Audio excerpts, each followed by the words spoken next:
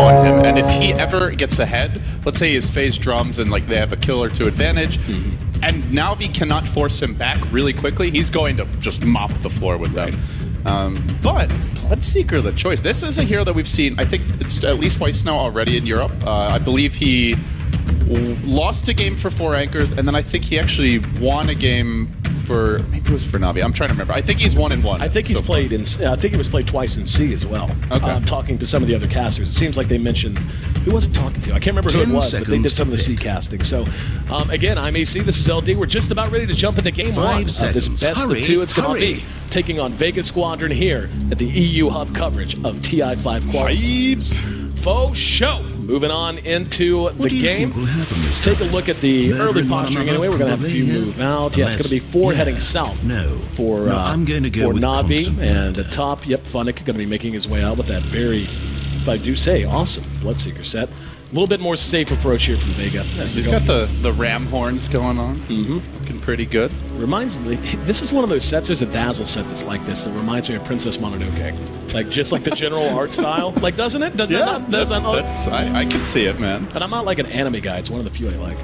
But anyway, word will be dropped. So early on, based on how the lanes shape up, give me some key points here that we need to keep an eye on. What do you think's really going to win or lose these lanes? So it looks like Navi want to go aggressive tri-lane, or at the very least they want to ward off the Chen's jungle. And I think they have a pretty good lineup to contest the jungle early on. Undying's one of the best supports for these like level 1, level 2 clashes. They have fairly independent farmers, I would say. Pugna is a bit squishy, but normally does well in the laning stage. And they have a Dazzle who can help keep him alive. Dendi should have the edge on a Dragonite 1v1 if that is indeed the matchup, and it looks like it will be. No one is doing a bottle rush. So I think Puck early does pretty well against Dragonite. The big downside here I do see for Navi is they don't have much early kill potential. They don't have a hero like a Spirit Breaker or, say, a Rubik Leshrac, a Shadow Demon. We saw the Kunkka earlier, who could be a great setup support for kills. So they're not likely to directly get kills just by ganking a hero, but it's more going to be like getting up in the Chen's face, constantly pressuring the lanes, and forcing him out of his comfort zone. Don't let him do like the AUI 2000 thing where you stack 2 camps, just AFK, wait for your wild kid, and get a super fast level 6 even before the 5-6 minute mark. So to me, that's the key. Navi don't have to actually get kills, but they do need to keep Vega reacting and not just AFK farming, basically. Well, looks like we are having some movement from the supports now as Dazzle will make his way up. So it is going to be dual lanes with the Chen in the jungle. So ostensibly a 2-on-1 matchup with Art Style playing on our Undying. Should be able to hang and bang at least somewhat well. Yeah, he's got decay, man. This is not an easy fight for Magan. He is trading okay for now, but the thing is, this Undying has the double mango, so he's got some extra regen, and he's got a ton of mana. He can afford to play a lot more aggressively. That's a lot of mangoes, man. Even getting 1 on the... I think 1 on Undying is good, but seeing the double this early is rather unusual. I think it can work, though. Undying has a pretty low mana pool early on, considering how... Oh, Courier's gone. Oh. Sonoko, I was watching it. I thought they would micro it away, but he was in the right place at the right time. But he did get his bottle first on the Dragon. He did, absolutely. So, that could have been a total disaster. Still, really nice play by Syndico. They do not have a ward up near the top side of the map. They put one off in the jungle, almost directly where the Dire ward that you mentioned earlier was placed. So because of that, didn't see it coming. And Solo now bouncing up towards top lane. Everything else seems relatively quiet. Like you said, the fact that the Courier Snipe came after and not before the bottle drop off, quite a big deal. But I anticipate it's going to be relatively quiet. Like you were saying, Navi is kind of lacking in that, oh, we can just go get a kill early on kind of thing, unless they just kind of walk into it, misplay or dive. Coming up, man. River, he's got a haste rune. There's the Breathe Fire, chasing him down. He's going to choose the Dazzle to try to get onto. Kinetic Field is on point. And Soneko stomped down and slain by Solo, who draws first blood. So Vega off to a great start, and that's what they need. That is the value rune, 2 minutes. And if that's any other rune, I don't think they get that kill. Even a double damage, he most likely walks away, or at least it makes it a lot harder for them to kill him. Gets off, like, say, 2 heals, but man, sometimes you just hit those runes and make plays with a Vega. They needed that too after losing the bottle. So now no one... Other thing is he got to refill his bottle. So he's extremely happy about that. And at this point, Puck may slightly out-CS the Dragonite, but once Dragonite hits 6, it's going to be if anything, a Dragon Knight favored lane. Speaking of, we're going to have a major dive. They're going to catch 2 with the chains. Fun against Sunoco. And here comes the help. There's the silence getting ready to pop. There it is from Funnick. That'll be enough to ward them off. So getting ultra aggressive with this Ember Spirit. They moved up with the Disruptor as well as solo on the Chen, but unable to make anything work. So a little bit of wasted time there. They did force the TP. That's the one good thing here is Mag has a little bit more freedom, and he needs it because he tried to go to the jungle earlier. They warded his camp, so he couldn't farm that camp, and he got Mud Golems over here. I'm not sure. I think he might have cleared it once, and that's the respawn. But and in any case, it's still going to be fairly slow going for him. So he needs that little bit of extra room, and he may just look to rotate another support down bottom. Indeed, we will see Dazzle headed back that way. In the meantime, Avo's happy with his farm. He leads the board 22. 18, of course, is second place. So Funnick doing quite well in this, Dendi doing quite well in this mid matchup. Dragon Knight's not far behind though, so the DK getting everything he needs, and of course being a part of that first kill, quite a nice boost and a boon. 4-minute rune's going to be coming up. It looks like we're going to have no one from Vega eyeing the top rune spot for Necro. That's a DD. He'll sit on it for now. Bounty rune picked up by our Dragon Knight. So after 4 minutes in, things seem to be going pretty well for Na'Vi, despite giving up that first blood. Do you think they want to keep this status quo going, or do you think maybe they want to try to shift things up soon? They definitely want to shift things up, and I would say like around the 10-minute mark or so. They need levels, this team. You ideally want the level 3 to 4 Tombstone. Doesn't have to be max, but I think level 3 is where it really starts to excel. Puck will ideally want to blink. At the very least, level 7 to 8. And I think most importantly, the Pugna just needs to farm towards the mech. So around that time where they get the max Tombstone, the mech, probably the Bloodseeker ultimate, that's where they look to get really aggressive. But here we go, top big lane. Engagement, top 2 caught out. Artstyle and Funnick getting all the damage. Artstyle's going to be dropping shortly, but they may get the Ember. If they can track him down, he's going to round the corner and make it back to home safely. There's a nice grave. Artstyle doesn't have a TP though, so it's only buying time. And down he goes as Chen brings him down. They're unable to track down the Disruptor. Ends up being a 1-0 in favor of Vega. So where Vega is losing out perhaps in lane potential and just overall gold efficiency, they are at least pressuring the map and finding some kills.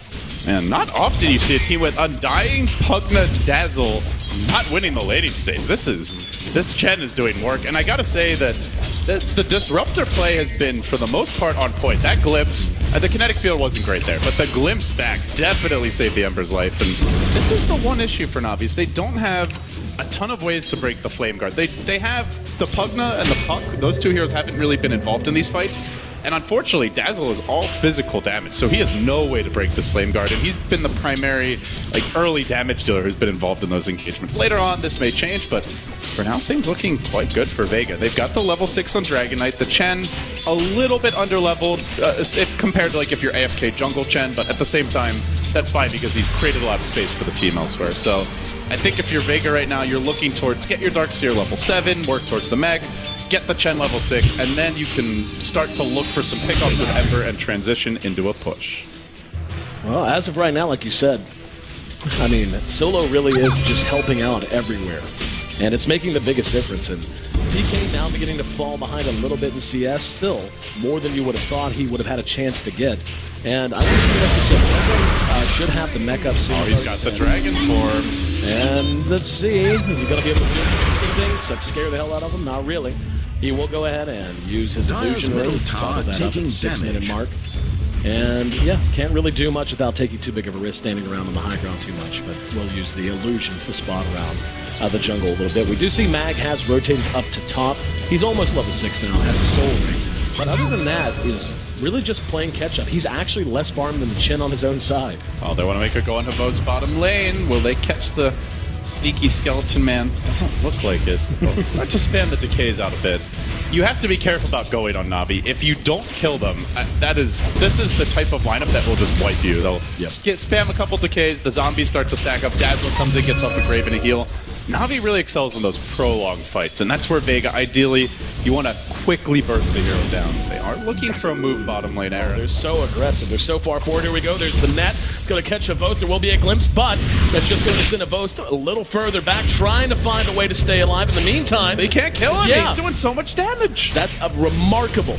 So much damage here. They do bring in no one. He's trying to track them down. Doesn't have Dragon Form because he did use it earlier. And now there's the rupture, and DK can do nothing but stare at his own death. Kinetic field's there. Vega coming in to try to clean this up. This is exactly what you were talking about, LD. Maybe a little over-aggressive. And great grave.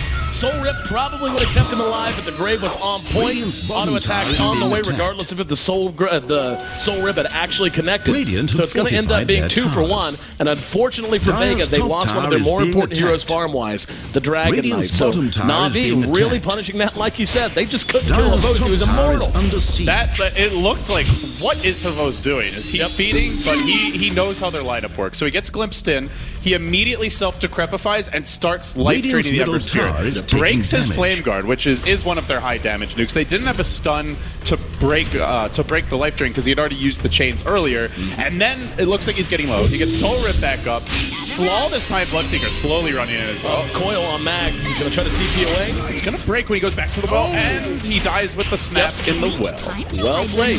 So once again, Vega gives up another, and all of a sudden, Navi seems to be putting together a little bit of momentum. And what Vega had going for them was the fact they were pressuring the lanes, was the fact that they were snagging some, at least somewhat valuable kills. But now they find themselves in a position where the gold efficiency of their laning phase just wasn't on par with Navi's. Navi is caught up in kills, and it's beginning to feel like they're going to be able to set the tone and the pace of the game. And that's not what you want with a lineup like this. You draft a lineup like this so you can be in that role. Honestly, both drafts are very bad at playing from behind. Yep. For Vega, Disruptor, he excels at picking off retreating enemy heroes, but if he's the one running for his life, the glimpse back, maybe you can prevent a teammate from dying, but you're not making positive plays for your team, you're just limiting the damage. Dragon Knight, great at pushing, not great at defending by any means. Ember, I will say it's a pretty good Ember game, but they still have Bloodseeker and they have Pugna.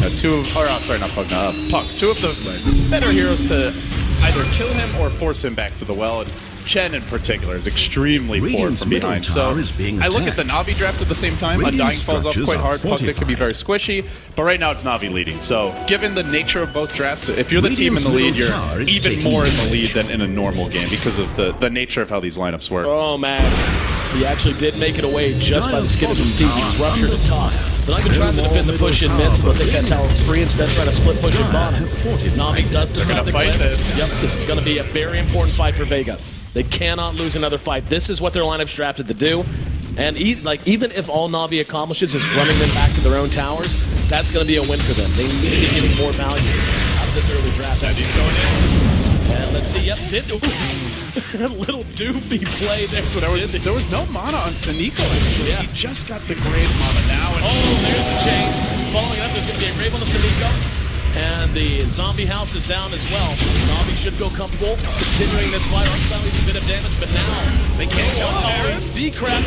There's going to be Jin blowing the heel and trying to keep his team alive. Funnick a little overextended. Will be caught from behind. Dragon Tails there. Kinetic field don't. There's going to be the chains as well. But maybe these zombies are doing so much work. There's the rupture. No one's going to go down. Zima on the run. TP out. Close call. Almost dies as well. Taking damage. They were 4v5. They're Puck. Yeah. Dendi jumps in. He gets Dragon Tailed and he just dies. They have no coil. They don't get any of the Puck's nuke damage.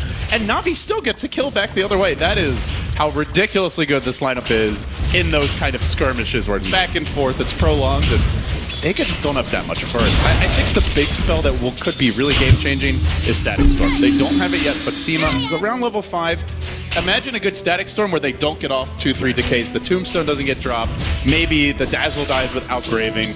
Could have been a very different fight. Well, and Vacuum all of a sudden has a much bigger role. Oh yeah, that's a great point. Like, if as of right now, Vacuum's not accomplishing a whole lot, but all of a sudden you get that together. Not to say Navi is going to just walk around a dark corner and let you set it up, but at the very least, you have the chance to completely swing the game with one engagement if 2 or 3 heroes overextend. So 12 minutes in, we're at 6 kills now.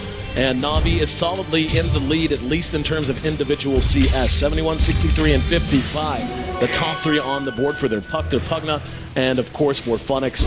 Bloodseeker, and it's quite a big fall off for them. I mean, we have to get the Ember and the Dragon Knight online. That's what Vega's saying. Like, they have to make sure these heroes have their item progression, and that this is where losing these fights is really going to begin to hurt them more so than anything else. They're just going to be so slowed down because they kind of have to come to these fights. Otherwise, they have no chance of winning at all. The pushes will just be punished. They have the blink on Puck. Dendi with the double damage, and it's about to wear off. And is given the Bloodseeker Blood Rage here, which Puck has a lot of nuke damage. He's got 3 AoE nukes, and it's kind of risky to Blood Rage him, but at the same time, they have Grave. That's the cool thing about this draft, is they have a lot of heals, a lot of sustain. You can make a hero very squishy and still potentially dish out heavy damage and not get punished for it. So I do want to point out, Aaron, they've dropped a lane ward mid. It could really set up some kills for the Bloodseeker. Yeah, map control in general. I mean, on both sides with drafts like this, just being able to play. I mean, both of these teams have lineups, and we've kind of beat this horse to death. But they have lineups that want to be walking and looking for fights. These are not lineups that just want to sit back and farm all game for the most part. So anything you can do that's going to allow you to pressure behind enemy lines over on the other side of the river is really going to tell a big tale in terms of how successful you can be, not at the 13-minute mark so much, but as you progress into the 20, 25, and certainly later on in the game. But Na'Vi has no problem just walking at towers, and they may continue to walk down this top lane, as Vega seems to have zero interest in trying to stall them. Disruptor did just find his level 6, though, so they will have Static Storm online for the first time. I feel it's really the main way they can turn this game around. That and, like you mentioned, Vacuum combined with it, but the issue is it's only a level 1 Vacuum. Right. He's not to level 9, I'll have level 2 soon, and he does have the new and improved wall, which lasts 45 seconds, even at level 1. Used to be 15 in skill, but even so, the illusions of Na'Vi aren't really that great to grab. They don't have like a Luna type hero or a Drow or some illusion-based carry like a Morphling or Anti-Mage where the illusion just has massive damage output. So we'll see, but I think Na'Vi understand their position. They know they can be aggressive. They're pushing in mid. They have their mech on Pugna. There is also about to be a mech on Chen, but it's 250 gold short. Tombstone gets dropped, and here we go. Tower ready to try to push a tower, but again, Vega just having such a hard time. There's going to be an initiation from Dendi. Only a one-man coil. They will bring down the Disruptor, and Vega has to fall back. And that's honestly, like, we were talking about the combo potential. Without that, how do you begin to defend this? You're too far behind.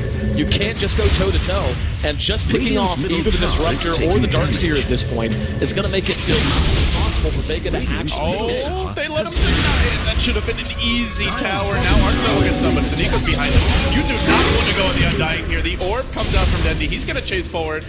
They don't have the Tombstone for about 20 seconds, but that's just not a kill. They're never bringing him down in that situation, and looks like they will have to let him walk away. This is where Glimpse can be helpful, but it's only level 3, and he's out of range. Ward gets dropped by Pugna, and Vega get cold feet. Understandably so. I mean, that's got to be terrifying, the idea of rushing uphill blind. Actually, no, they do have a ward, so they would have seen. But, yeah, and even if they did it, that's just a very pretty early to be YOLOing like that, I would say. But at any rate, Na'Vi continue to set the pace and the tone of this game, and if you're Vega, I mean, it looks like Mag's actually prioritizing. He's already got a Hood of Defiance up, so really wants to try to get a pipe online sometime soon. But, I mean, outside of the obvious, earn more gold and get more kills, what's going to be the key for Vega as we get closer to 20 minutes now? So this is not working. And we actually see a preemptive weave onto Na'Vi, so they're going to try to make a run at someone. Looks like it's going to be no one, and he's going to be caught going for this rune. They have Disruptor here, but there's too many heroes to get a full glimpse back. Dendi's going to coil it. Does he try for the TP out? One out, and Seema breaks the coil. He may just drop the kinetic field and run the hell away. Clinic has the Rupture. Oh, got him! Wonderfully played as the Rupture combined with the Nether Blast, enough to get the job done. That was also the Blood Rage to Life Drain, which does insane damage. Like, it makes your team squishy, but if they're running from you, then who the hell cares? That is a thing of beauty, man. And Na'Vi is in full 5-man mode, not running as any less than 4 for a few minutes now, and why do you blame him? I think to answer your question of what should Vega be doing, they should be split pushing. They have Ember, they have Darkseer, and Dragon Knight not the best split pusher as far as mobility goes, but he does bring towers down pretty quickly, and the thing is, they're just not going to win 5-man engagements right now. That's pretty obvious. They need big items. Ideally, you're looking at a BKB on Dragon Knight, maybe an Ember Spirit, Maelstrom, or Battle Fury. Battle Fury seems like it might be too off the par the way this game is going, but They excel in smaller scale engagements given the deficit, so that's where they should be headed. They're going to take a tier 1 bottom. In the meantime, Navi's working on tier 2 top, but it is rather slow going, and I think Vega actually handled that pretty well, the aftermath of the kill there. The damage that's done just by the ward alone, and now Artstyle way up front, kind of out in front of his team. It's just him and a Ghost here, so Artstyle's going to end up dead. And Heroic taking a big chance to try to come out. He mech, but I'm pretty sure he was out of range, and he was hiding in the tree line. If he gets the mech off there, I think it's a different fight. They are chasing no one. The zombie stack up. The tombstone was one hit from death, but they didn't finish it. Bloodseeker coming in, swooping in from behind. There's going to be the coil. He's going to manage to run uphill, finish solo off. And they had already killed the Dragon Knight as well.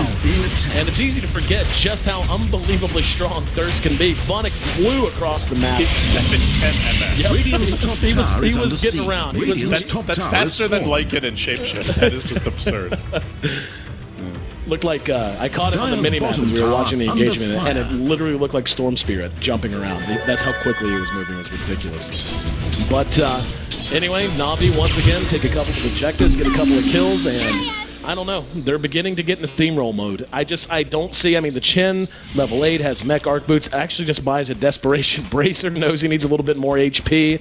The Dragon Knight, not. Unless he's got something on the courier I'm not seeing. Yeah, he doesn't. Nowhere near getting a BKB done. He's already picked up his Over Club. And, yeah, the mech should be done for, the pipe should be done for mag right about now, or at least in the near future. So at least that's on the way. Ember is going to go for Battle Fury, it seems. He's picked up a Claymore. Yeah, Battle Fury, obviously, Ember with Battle Fury, the top 3 to 5, I would say, hero item combinations to stall a push, but he's still got to complete it. And honestly, Na'Vi are going to get this Aegis, and I think you just go tier 2 bottom, and then you start pushing the base. You may want to push out the top or middle lanes first, but I don't think he'll be able to complete this before the push begins, unless there's something else in the well. No, there's not. He's not going to have this in time. They'll have to find a way to win a fight without it. And I think that's where maybe a Maelstrom would have been the better choice. It's not nearly as cost efficient once it's completed, and it doesn't, well, I mean, it's still pretty cost efficient. It doesn't scale as well as the Battle Fury in the late game, but we'll see. Na'Vi, I mean, I said they'll take tier 2 bottom first, but they push in mid. They might just swing around this way. Find out. I think like they're significantly far enough ahead. If they take a major fight here, they're just breaking base. Yeah, there's no reason not to. They can just slow this down as much as they want. You know, if you keep Vega pinned up as far behind as they are just in item development, you can pull back and reset all you want. Oh, they want to kill off this Nether Warrior. Could be Decrepified. Now the Rupture coming out.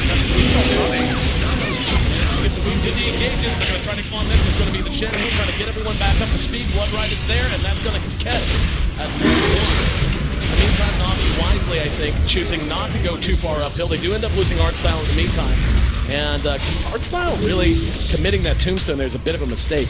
He got way too far out front, lost the tombstone, lost his life. And now there's going to be a glimpse back. That's going to be Sineko. And that's an easy kill. Oh, Vega just completely dismantling this push-up. Ghost will be on the way out now. Scurrying backwards. Dendi still holds the Aegis here, but he doesn't have his ultimate anymore. He dropped it in the earlier engagement. Ghost trying to life turn his way to freedom, but he gets stunned by the Dragon Knight. Focused and brought down. Chased on the solo. That's a fast Bloodseeker, though. He might clean everyone up. He's going to get Siva as well. He's not done yet. Looking for a 4th kill. It's a triple for Funnick. Is he real good timing? High ground. I don't think that's the play here. Oh, Dendi. Top of the Dragon Tail. The Funnick's right there behind him. Gonna try to run him away at the very least. The 700 plus move speed Bloodseeker, man. Kinda ridiculous. And now he's got magic immunity. So not only is he moving like a bullet, he's about as unstoppable. I honestly, I keep on looking at this game and I'm like, Bloodseeker is by far the least important part of their draft right now because they're trying to break the base. Right. And Pugna is just going to keep on blasting the tower. You need the tombstone to sustain in the fights and bring the enemy back. Puck's your big initiator, and Dazzle's the one that kind of holds it all together, keeps everyone alive. But when the Na'Vi overextend and then Vega chase them, that's where the Bloodseeker really comes in handy. Because as soon as you get that just little bit of extra momentum, everyone drops low, Funnick just shows up and starts slaying fools. He just saved the push. The way he's playing it so well, too. He's not really engaging into the fights until that point. There's going to be a rupture on the mag. There's the snapback. Yep. He'll be just fine. Ended up wasting a TP scroll or whatever.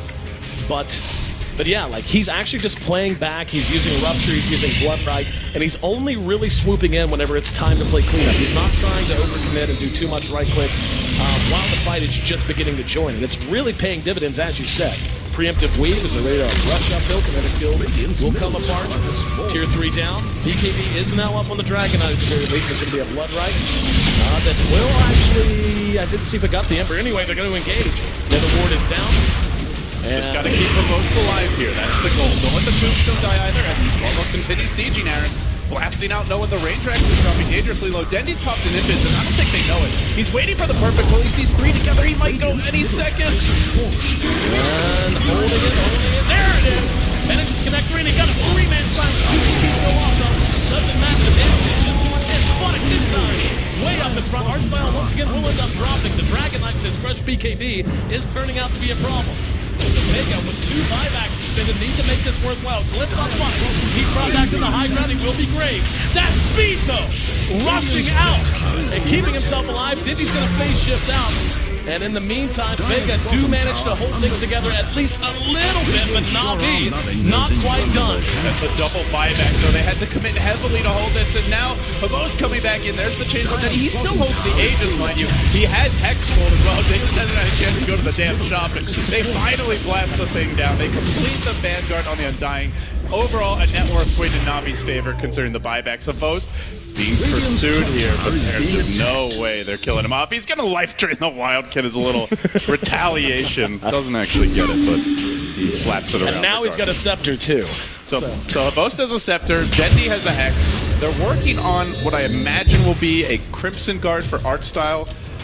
Great against the Chen army, so I love the way Navi's itemizing. The one thing that I would like to see them get is a pipe, but I mean, I'm not sure who would build it. All these other items are equally valid for this type of strat. They'll get a Vlad's for Bloodseeker.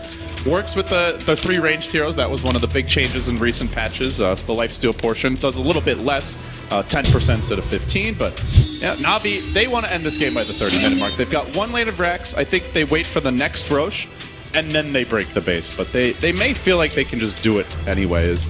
But we're going to see Dendi transition here. He doesn't go Hex. He had the gold for it, but he's going to build into a Shiva's Guard instead, picking up a plate mail. I actually don't mind that at all. I mean, just given how AoE-centric all of these fights are becoming, I mean, there's no one target, I guess. The Ember's just not built enough to really feel like that big of a threat, I don't think. So other than him, you know, the Dragon Knight's going to BKB as soon as the fight begins anyway, so why not just go ahead and just add a little bit more damage, add a little bit more slow to everything they're trying to do to you. Okay, so I was wrong. He bought the Hex and he got a plate mail. So he's just that farm. Here comes the big backstab smoke, though, Aaron. They want to initiate this fight. They look at from the north. Already down the half hour. BKBs go off on both sides. Static Storm caught no one of value.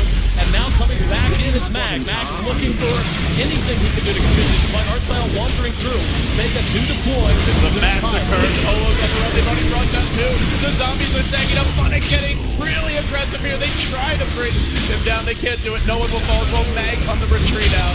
And it all really started with Dendi instantly getting a Blink Silence coil out. Recognize the BKB it, but a lot of those other heroes just couldn't have an impact. Disruptor kind of panic dropped the Static Storm, and they just didn't get a clean initiation. They wanted what you mentioned earlier, Aaron, which was the vacuum into Kinetic Field and the Static Storm, but because Dendi disrupted their initiation, they never found that opening. There's going to be the Blood Right behind the tower, and with 3 down, don't know what they can do. They look at buyback. Yeah, buyback's not even available. They want Disruptor's coming back up, as is Chen right about now. They have to wait another 10 seconds on the Dragon Knight, though, and that's a long 10 seconds of damage to these buildings. Obos continuing to use the Nether Blast. And there was a sin back, I heard it. Oh wow. He's in trouble, trying to keep him alive. Is he going to move? Yep, he's going to be able to stay alive. In the meantime, beautiful vacuum that time, but no follow-up. Combo not on point. Huge missed opportunity, and now no one coming in. Doesn't have Dragon Form for 30 seconds, though. The zombies clawing at him, and GG, well played. Ouch. 18-10, 27-minute GG. That was just brutal. And, you know, I really got to say, I feel like Dendi's the MVP of this game. Yep. All of his initiations were on point. The supports did their job. Art still dropped the Tombstone effectively. There was that one fight bottom where him and Sandiko single-handedly kept Habos alive, and I feel like the whole team played really well, but the game-changing fights were the ones where Dendi either messed up the enemy initiation with the Blink Coil or with the Silence, or initiated for his team with those. So I would say Dendi MVP here ends the game ridiculously farm puck. 3-2-11. He was involved in 14, I think, out of 18 kills it was. Yeah. He was everywhere on the map. Yeah. Like, well, it's easy to say that whenever they basically 5-man from about 15 minutes in. But just as a honorable mention, Funnick as well. I mean, it's one thing to play well, 9-1-6, that's obvious. But the way he played the Bloodseeker, just always staying around the periphery, never overcommitting until it was time, using Blood Right very effectively, always being on point with rupture targets, so on and so on and so on. I mean, he played extremely well, but yeah, I have to agree with you. So far as just pure playmaking ability, Dendi, the one who should walk away with the MVP right this time. So Vega, unable, unfortunately, to make this rather one-dimensional draft work for them. So Game 2 is going to be so important to them. I mean, we're seeing in both divisions of EU, it's, basically just even. Only a few teams are falling down and really find themselves playing from behind, and there's still a lot of Dota left to be played, but Vega, unfortunately, is one of those teams that has already fallen down a step. This is a really interesting position for